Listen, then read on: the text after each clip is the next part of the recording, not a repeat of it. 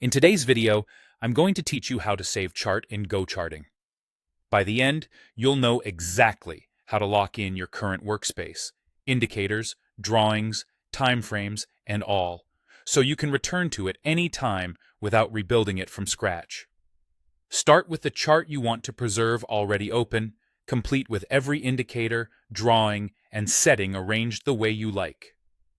Make sure you're signed into your GoCharting account so the layout can be stored to your profile and synced across devices. Now direct your attention to the very bottom of the platform. That bottom bar is the toolbar running along the lower edge of the screen. This is where you'll find controls related to layouts and saving.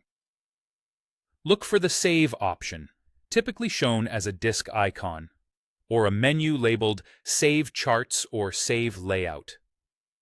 Depending on your screen size or theme, the label may vary slightly, and if your window is compact, it might be tucked inside a more menu icon. Hovering your mouse over icons will usually reveal helpful tooltips if you're unsure. That Save control is what captures your entire chart layout.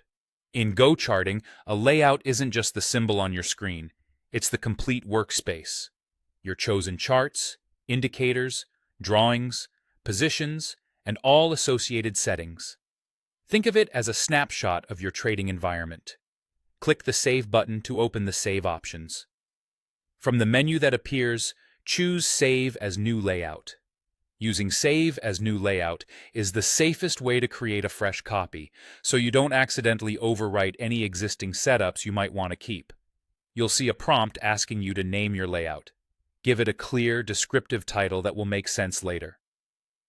A useful approach is to include the market or symbol, the primary time frame, and the strategy or indicator set you're using.